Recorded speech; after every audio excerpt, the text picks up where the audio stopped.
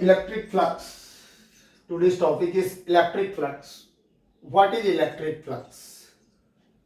We know that electric field at any point due to any charge is calculated by the formula E is equal to 1 upon 4 pi epsilon naught into Q upon R square. When any area surface or area vector is placed into the electric field, then what will be or how many electric field is associated with that area surface or that vector field. We have no any term or formula to calculate it. Then a new word, electric flux, is introduced to calculate electric field associated with that particular vector field or vector area. It is known as electric flux. When we placed any plane or surface into the electric field or inside the electric field, then electric field lines of force pass through that particular area. And how many lines of force passed through this area, it depends on the angle of surface को किस तरह से रखा गया है. And second point, it depends on how many rays electric field lines are passed through the surface and what angle makes vector area or surface area surface vector area with the electric field. Because we know that when surface is perpendicular,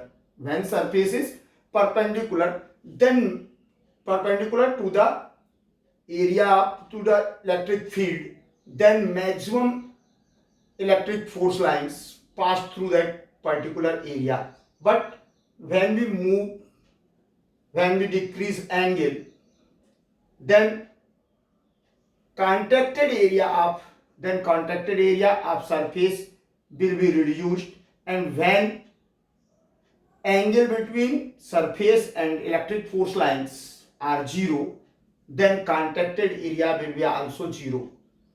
So when it is perpendicular, when area of field or surface is perpendicular to the electric field, then maximum force lines are passed through the surface. But when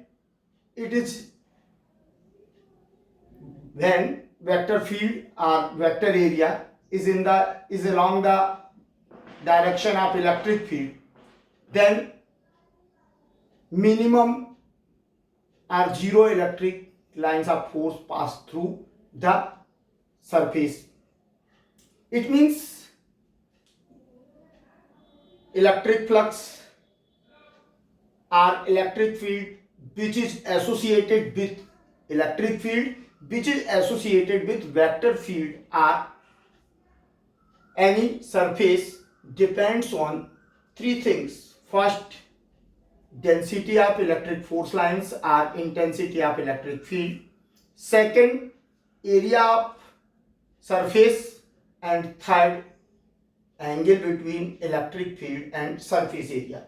Now, in this diagram, A is placed perpendicular. Suppose A is plane and it is placed perpendicular into the electric field E. Then 1, 2, 3, 4, 5, 6 electric force lines are passed through the surface A, and its length is 9.5 centimeter. When we surface A is make an angle θ1 by the electric field, then its contacted area is reduced. And it will be equal to this. जो area contact area A का था वो अभी तक 1, 2, 3, 4, 5, 6 lines को 7 electric force lines को intersect कर रहा था, माने थ्रू पास हो रहा था, लेकिन जैसे ही हमने θ1 एंगल से हुआ, इसका कांटेक्ट एरिया टोटल हो गया, ये मान लो BC है, तो कांटेक्ट एरिया अब कितना हो जाएगा BC। परपेंडिकुलर डायरेक्शन में सरफेस का टोटल BC एरिया आएगा, तो कांटेक्ट एरिया कम हुआ रिड्यूस करने से एंगल को, और जब एंगल रिड्यूस कर रहे हैं तो कांटेक्ट एरिया कम हो रहा है, और कांटेक्ट एरिया जब कम हो रहा है तो क्या होगा, या इस साइड सारी एंगल इस साइड से बनेगा, तो ये अधिक किए, तो जैसे ही हमने कांटेक्ट एरिया कम हुआ तो इससे जाने वाली लाइंस भी कम हो गई। 1 2 3 total 4 line are crossed now this time, and when we reduced angle then also taken its area is, its contact area is reduced, its contact area is reduced. So when it makes θ2 angle, when it makes θ2 angle with the direction of electric lines, so its contact area only is equal to CD. तो जो surface A था यदि perpendicular रखा जाता है तो उससे 7 lines pass हो रही हैं, लेकिन जैसे ही उसे θ1 θ2 से मूव कर दिया जाता है इलेक्ट्रिक फील्ड से, θ1 या θ2 एंगल बनाता है, तो हमने देखा कि इसमें से केवल 4 to 5 इलेक्ट्रिक फोर्स लाइंस होकर पास होती हैं। क्यों होती है? क्योंकि कांटेक्टेड एरिया कम हो जाता है, अर्थात इसे नॉर्मली रखे जाने पर मैक्सिमम इलेक्ट्रिक फोर्स लाइन इससे पास होती है। दूसरी बात कि ये electric force line, intensity of electric field किस पे डिपेंड करेगा? Electric flux, electric force lines की इंटेंसिटी पर, सेकंड एरिया ऑफ सरफेस, और third angle between electric field and area vector, angle between. अब एरिया वेक्टर, अभी तक हम एरिया को स्केलर क्वांटिटी की तरह यूज करते आए हैं, लेकिन फिजिक्स में area as a vector treat होता है, और एरिया वेक्टर जो वेक्टर की तरह ट्रीट होता है उसका डायरेक्शन उस पर ड्रा किया गया परपेंडिकुलर होता है। अभी तक मैंने क्या कहा? सरफेस परपेंडिकुलर होना चाहिए, लेकिन यदि हम सरफेस का डायरेक्शन लें तो सरफेस का डायरेक्शन इस पर परपेंडिकुलर होगा। It means electric force lines, electric field, direction of electric field and direction of surface will be same while when surface is perpendicular, then electric field and direction of electric field and direction of surface will be same। अर्थात यहां पर हम कह रहे हैं कि जब आपका सरफेस का डायरेक्शन, सरफेस आप बोलते हैं तो surface is perpendicular to the electric field, but direction of surface and direction of electric field in the same direction will be same direction, या ये कह सकते हैं direction of surface along the direction of electric field। तो यहां पर हम जितने भी सरफेस को यूज करेंगे एज ए वेक्टर क्वांटिटी है, और इसका डायरेक्शन क्या होगा? एरिया वेक्टर या सरफेस वेक्टर का वेक्टर फील्ड, जो हम A क्रॉस B लेते थे, A क्रॉस B एक वेक्टर फील्ड है, वो सरफेस बनाती है, तो ये सरफेस जो है आपके उसी वेक्टर की तरह ट्रीट करेंगे, और ये एक वेक्टर क्वांटिटी जिसका डायरेक्शन हमेशा परपेंडिकुलर होगा। अब आ जाते हैं तो what is electric flux? Electric flux is A quantity, electric flux is A quantity which is used to measure electric field intensity associated with any surface area which is placed into the electric field. Electric flux is a physical quantity which is used to measure intensity of electric field which is associated with any surface which is placed into the electric field. The term flux implies some kinds of flow. जो flux word use किया जाता है वो flux, electric flux यहां पर कहा गया है। फ्लक्स मतलब फ्लो से है, किसी भी तरह के फ्लो को हम फ्लक्स के रूप में शो करते हैं। तो फ्लक्स मतलब होता है, ये ग्रीक वर्ड है, ग्रीक वर्ड का सेंस है कि फ्लक्स मींस फ्लो। तो ये फ्लो को शो करता है, कितना फ्लो, इसमें से कितना फ्लो किसी इलेक्ट्रिक फील्ड में रखे गए सरफेस से होकर पास हो रहा है, या कितनी numbers of lines perpendicular direction में सरफेस से पास हो रही है। परपेंडिकुलर डायरेक्शन में क्यों कह रहा हूं, क्योंकि परपेंडिकुलर डायरेक्शन ही कॉन्ट्रैक्टेड एरिया होगा। इलेक्ट्रिक फील्ड का कॉन्ट्रैक्टेड एरिया क्या होगा, परपेंडिकुलर डायरेक्शन ऑफ सरफेस, जो मैंने दिखाया आपको। तो एक तो ये होगा the term flux employs some kind of flow. Electric flux, second definition इसी की, electric flux is a property of vector field. Electric flux is a property of vector field. The electric flux is also intensity of electric field. We can say also electric flux is the magnitude of intensity of electric field. Why magnitude of intensity of electric field? क्योंकि magnitude word का इसलिए इस्तेमाल कर रहा हूं कि intensity of electric field is a vector quantity while electric flux is a scalar quantity. So electric flux is the magnitude of electric field intensity associated with any surface. Electric flux is a physical quantity. Electric flux is a property of vector field. Electric flux is also intensity of electric field. Is magnitude of intensity of electric field which is associated with a unit area which is associated with a unit area placed perpendicular into the electric field. Again, what is electric flux? So electric flux is a magnitude of intensity of electric field. Electric flux is a magnitude or is a scalar quantity of intensity of electric field which is associated with a unit area which is placed perpendicular to the electric field, which is placed perpendicular to the electric field. Next definition इसी को हम कह सकते हैं the electric flux through a given area. The electric flux through a given area held inside an electric field is the measure of the total number of electric lines of force passing normally through that area. कहने का मतलब यह है कि electric flux एक physical quantity, scalar quantity है जो electric field में किसी सरफेस एरिया या वेक्टर एरिया से की प्रॉपर्टी है जो किसी इलेक्ट्रिक फील्ड में रखे गए surface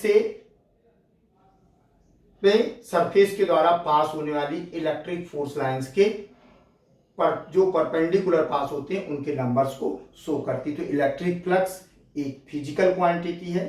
what is electric flux? Electric flux is a physical quantity which represents the magnitude of intensity of electric field, magnitude of intensity of electric field which is placed into any electric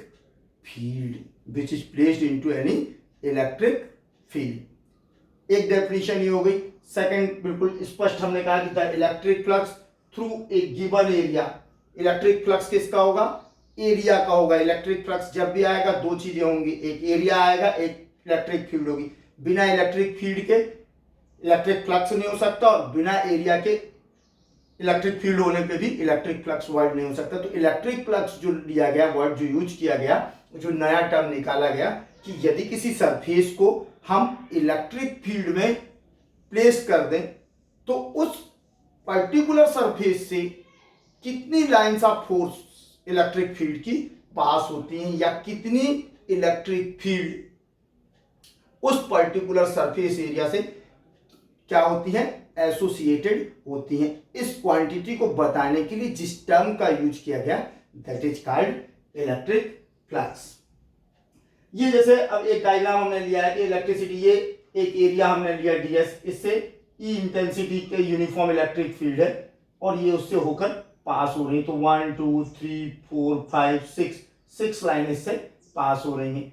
ये क्या है? इसमें direction क्या है? दोनों की direction of area and direction of electric fields are same, but in this case direction of electric field, make an angle theta with the direction of surface. Direction of electric field makes an angle theta with the area vector ये. then contracted area अब क्या है, इसका कौन सा factor काम आएगा, तो इसको परपेंडिकुलर कौन को कर रहा है. एक और डेफिनेशन होती है कि परपेंडिकुलर, किसी भी सरफेस को परपेंडिकुलर पास करने वाली इलेक्ट्रिक फोर्स लाइंस को ही, किसी सरफेस से परपेंडिकुलर पास होने वाली इलेक्ट्रिक फोर्स लाइन को उस सरफेस से एसोसिएटेड इलेक्ट्रिक फ्लक्स कहा जाता है. डायरेक्शन हमेशा परपेंडिकुलर लिया जाता है और इसका परपेंडिकुलर कंपोनेंट कौन सा होगा, यदि हम इसको डिवाइड कर दें, ये ई है vector electric field E, intensity of electric field E, it makes angle theta with the direction of surface. When we divide it to perpendicular component, then this component will be e cos theta in the direction of surface. जो भी factor in the direction of surface होगा वो, या कह सकते हैं किसी surface से डायरेक्शन ऑफ सरफेस के पैरेलल जाने वाली इलेक्ट्रिक फोर्स लाइंस को ही हम इलेक्ट्रिक फ्लक्स कहते हैं. किसी सरफेस से डायरेक्शन ऑफ सरफेस जाने वाली electric force lines, number of electric force lines को ही क्या कहते हैं, इलेक्ट्रिक फ्लक्स कहते हैं. तो इलेक्ट्रिक फ्लक्स एक स्केलर क्वांटिटी है जो किसी सरफेस से एसोसिएटेड इलेक्ट्रिक फील्ड के मैग्नीट्यूड को शो करती है, जो कि कहाँ रखा हो, किसी इलेक्ट्रिक फील्ड में रखा गया हो. इस तरह से इसका मैंने कंपोनेंट क्या हुआ, ई कॉस थीटा, और टोटल एरिया यदि एस है तो इसका टोटल जो आपका है वो क्या हो जाएगा, E cos theta into S. इसमें से पास होने वाली जो लाइंस है, जो इलेक्ट्रिक फ्लक्स है इस सरफेस एस से एसोसिएटेड, वो क्या हो जाएगा, E cos theta into S. अब मैंने इसको समझाने के लिए कहा था कि the means electric flux depends on three things. First, intensity of electric field. If E is stronger, then density of electric lines of force is also stronger. So maximum electric field lines associated with unit area held inside the electric field compare than rarer field. Is that phi is proportional to E. हमने एक definition दिया कि किसी electric field unit area से, किसी electric field में perpendicular रखे unit area की intensity of electric field he electric flux कहलाती है. किसी इलेक्ट्रिक फील्ड में परपेंडिकुलर रखे यूनिट एरिया से पास होने वाली लाइंस या यूनिट एरिया की इंटेंसिटी ऑफ इलेक्ट्रिक फील्ड को ही क्या कहा जाता है, इलेक्ट्रिक फ्लक्स कहा जाता है. ठीक है. अब हम कह रहे हैं कि इंटेंसिटी जितनी अधिक होगी, इंटेंसिटी अधिक है, इसका मतलब है कि lines of force, electric field lines of force is dense, density उनकी बहुत ज्यादा होगी. और जहां डेंसिटी ज्यादा है इसका मतलब है कि इंटेंसिटी बहुत अधिक है. और जहां माने फील्ड स्ट्रॉन्गर नहीं होगी वहां लाइंस क्या हो जाएंगी, रेयर हो जाएंगी, विरल हो जाएंगी, जिसको हम डेंस. तो जहां जितना ज्यादा इंटेंसिटी होगी उतनी अधिक इलेक्ट्रिक फोर्स लाइंस एरिया से होकर जाएंगी. तो एक फैक्टर इलेक्ट्रिक फ्लक्स का कि किसी भी सरफेस से ज्यादा इलेक्ट्रिक फील्ड कब एसोसिएटेड होगी, ज्यादा से ज्यादा, अधिक से अधिक जो आपकी इलेक्ट्रिक फोर्स लाइन है एरिया से कब पास होंगी, वो जितना ज्यादा डेंस होंगी, जितने पास होंगी उतनी अधिक लाइंस किससे होकर गुजरेंगी, एरिया से होकर पास होंगी. इसलिए इंटेंसिटी बढ़ाने पर इलेक्ट्रिक फील्ड्स का मैग्नीट्यूड भी बढ़ जाएगा और इंटेंसिटी रिड्यूस करने पर उसका इलेक्ट्रिक फ्लक्स कम हो जाएगा. सेकंड, यदि हम छोटा सा एरिया, हमने यहाँ पर यदि एरिया चेंज करते जाएंगे, बीसी है, ये ए एफ ले लें, तो ये ए एफ है, तो ए एफ की इलेक्ट्रिक फ्लक्स ज्यादा है, बीसी का कम है, और सीडी का भी कम है. एबी के ए एफ के कंपेरिजन में बीसी और सीडी का कम है. क्यों? क्योंकि इनका एरिया कम हो गया. एरिया कम क्यों हो गया? क्योंकि एंगल थीटा चेंज हो गया.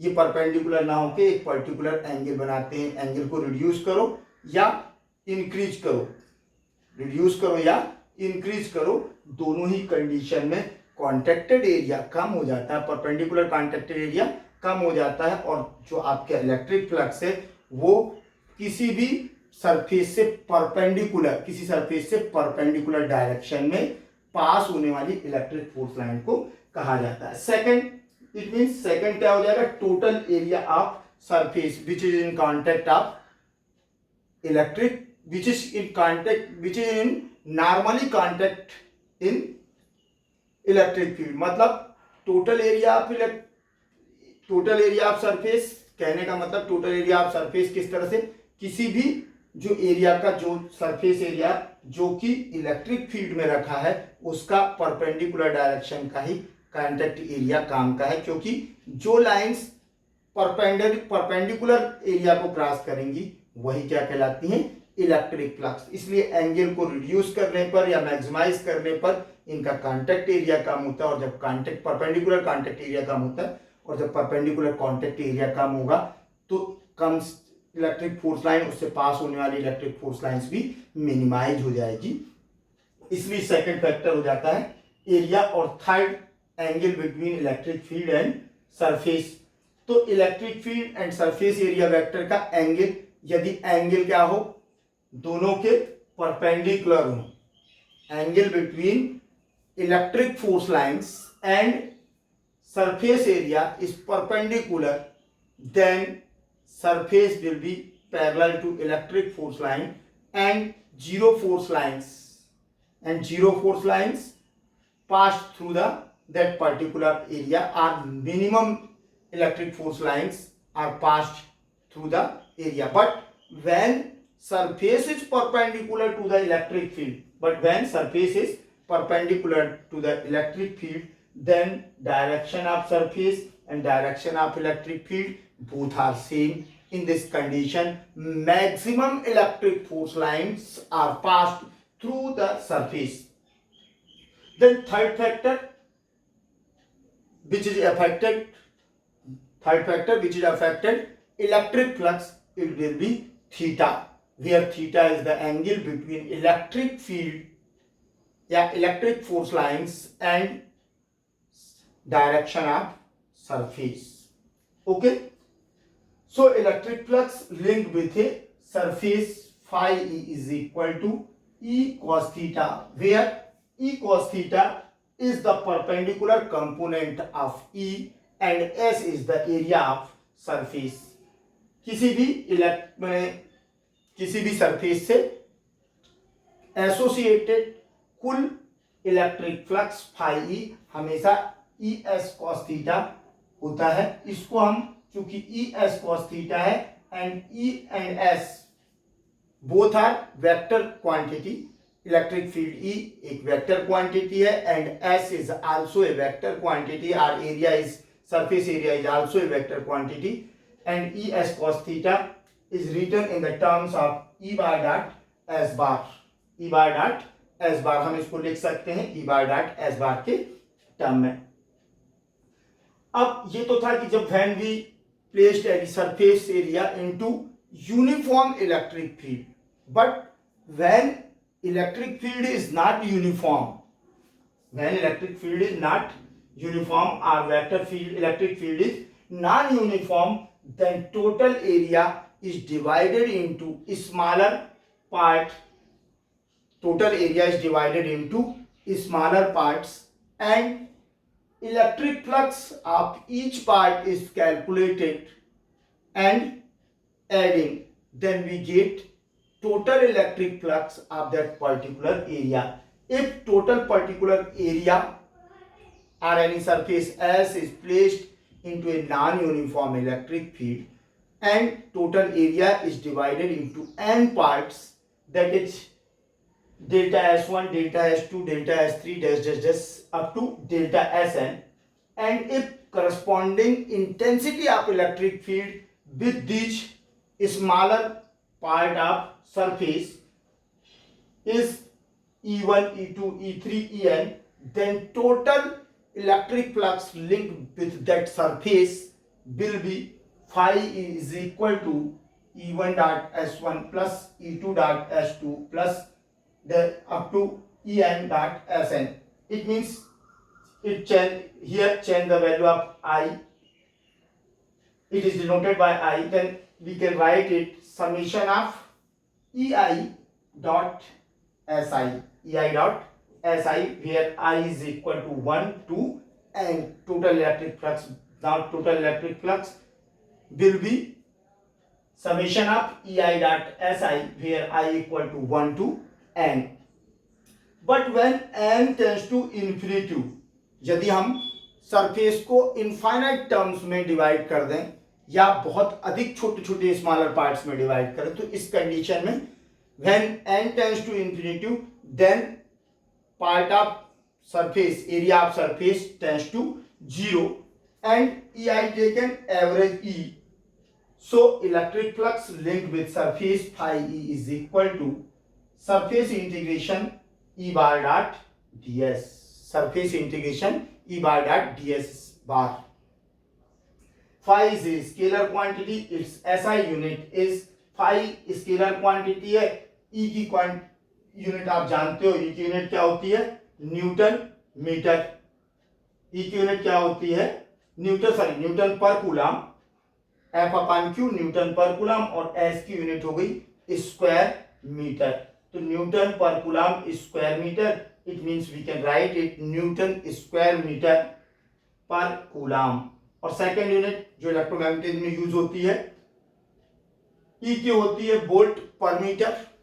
ई की क्या होती है? वोल्ट पर मीटर. और एस की क्या हो गई? Square of metre. So we get volt metre. तो इलेक्ट्रिक फ्लक्स वोल्ट मीटर या न्यूटन स्क्वायर मीटर पर कूलम से भी रिप्रेजेंट किया जाता है. There are two types of electric flux. There are two types of electric flux. Electric flux positive भी होता है और नेगेटिव भी होता है. Negative electric flux, if lines of force enters into the body, it considered as negative or convergent flux. यदि line of force क्या कर रही हूं? enters into the body, body के मैं एंटर कर रही हूं, तो it is taken negative, it is considered as negative or convergent flux. But when lines of force leaves any body through its surface, यदि अपने सरफेस से निकाल रही हूं लाइंस ऑफ फोर्स को, तो इलेक्ट्रिक फ्लक्स पॉजिटिव कहा जाता है. और इलेक्ट्रिक फ्लक्स जीरो भी होता है यदि किसी सरफेस से के अंदर एंटर करने वाली electric force lines is equal to surface से निकलने वाली electric force lines. Then bounded और associated electric flux with that particular surface will be zero. In this case total electric flux associated with this plane will be 0. In this place also 0, in this place also 0. When जब किसी surface से enter करने वाली और निकलने वाली, किसी surface के अंदर जाने वाली और उससे निकलने वाली इलेक्ट्रिक फोर्स लाइंस इक्वल होती हैं, तो क्या हो जाता है? Electric flux, bounded electric flux zero होता है. किसी इलेक्ट्रिक फील्ड में रखे किसी सरफेस से इलेक्ट्रिक फ्लक्स यदि ओपन सरफेस है तो यह हमेशा जीरो होगा. 2D में एरिया वेक्टर जो हम लेते हैं, जब एरिया सरफेस लेते हैं तो उसका डायरेक्शन परपेंडिकुलर होता है. और 3D में जो लेते हैं perpendicular outward direction. Perpendicular to direction बनते हैं, एक इनवर्ड एक आउटवर्ड. तो हमेशा परपेंडिकुलर आउटवर्ड डायरेक्शन आप लोगे. तो इस तरह से ये इलेक्ट्रिक फ्लक्स अपने को बहुत ज्यादा काम में आने वाली है. जितनी भी टर्म्स हैं, आप कहीं भी इलेक्ट्रिक फील्ड को कैलकुलेट करने के लिए जो किसी सरफेस के कारण होगी, वहां हम इंटेंसिटी ऑफ इलेक्ट्रिक फील्ड का मेजरमेंट या क्वांटिटी को किससे कैलकुलेट करेंगे? इलेक्ट्रिक फ्लक्स से करेंगे. किसी भी सरफेस से एसोसिएटेड जो इलेक्ट्रिक फील्ड है उसके कैलकुलेट करने के लिए physical scalar term electric flux का यूज किया जाता है. इस तरह से ये टॉपिक कंप्लीट होता है. अब इसको समझ लेना आप लोग.